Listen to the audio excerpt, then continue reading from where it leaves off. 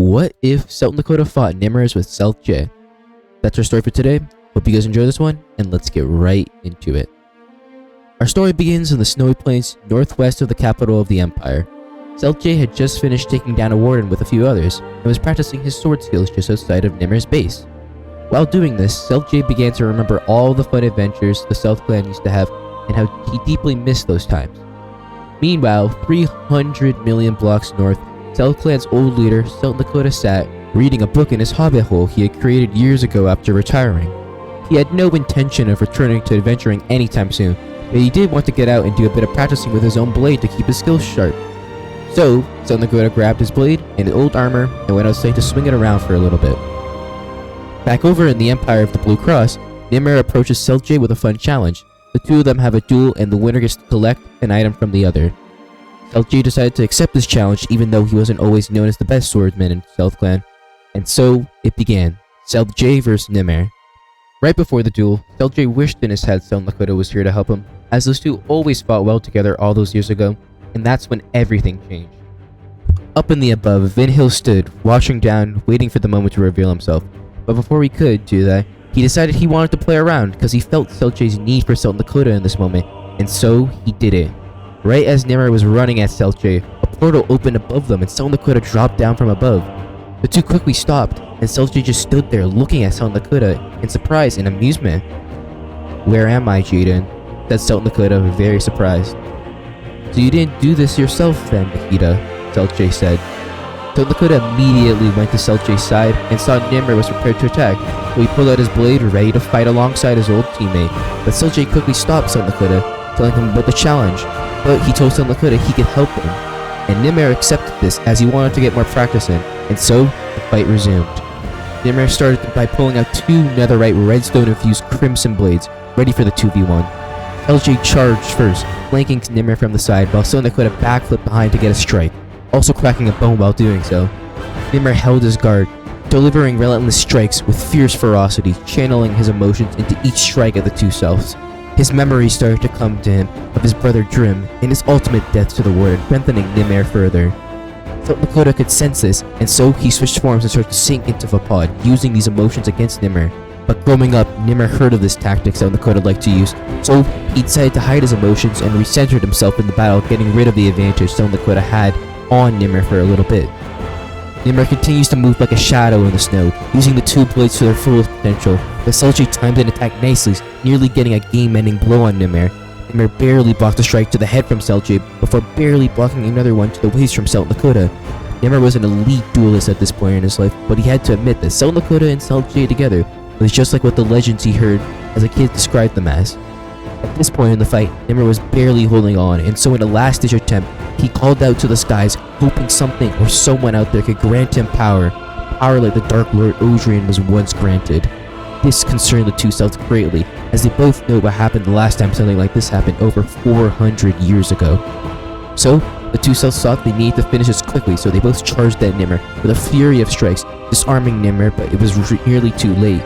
Nihmares' eyes began to glow as Vinhill began to turn Nihmares into a monster. SouthJai quickly put his hands to Nihmares' head to try and help him. He said how it's not his fault his brother died. He is powerful, and that they must take down this evil being who seems to be playing around with us.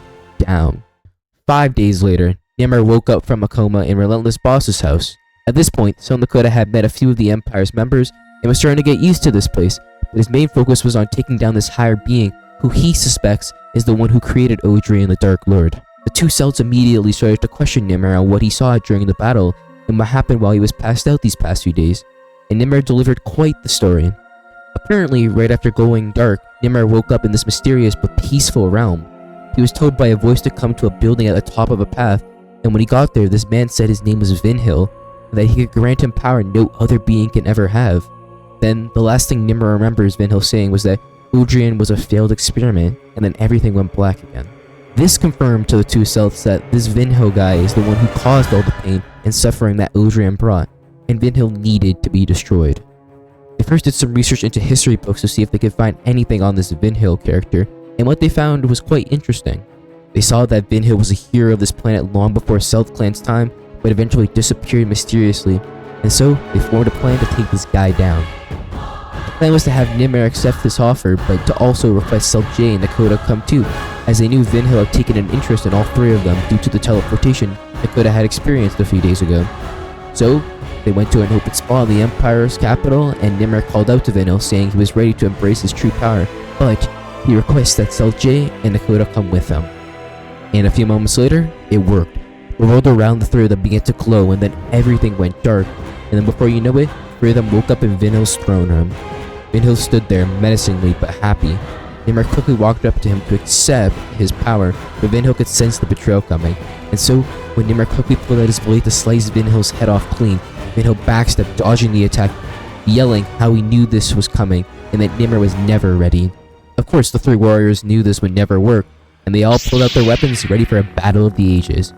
Vinhill decided to make things interesting, so just like that, he summoned an entire army of mobs loyal to him with armor, and he summoned his god gear and double-sided bedrock-infused blade. This wasn't a battle that those three could win, so in a last-ditch attempt, SouthJai called out to the light, wishing to bring all his strongest allies to him to help him take down this evil. Just as Vinhill's dark army was about to rush and take down the last light for good, multiple portals opened behind them, revealing South Clan's greatest allies, South T, Glass Cup, South Chief, Relentless Boss, King HP Plays, Prime Minister Cole, and a bunch of the Galactic Federation's army appeared, rallying behind SouthNicota and SouthJai. SouthNicota turned around with a big smile on his face, then pointed at the enemy, yelling, "Everyone, attack!" And so, the Battle of the Ages commenced. All present members of Southland quickly united together, forming a strong lineup of skills fighters, taking down waves of mobs, while on the other end, King HP and Prime Minister Cole formed a fierce duo, slicing through mobs perfectly, while Nihmares flew through the crowd with his aim being on a warden that was a part of Vinhill's army.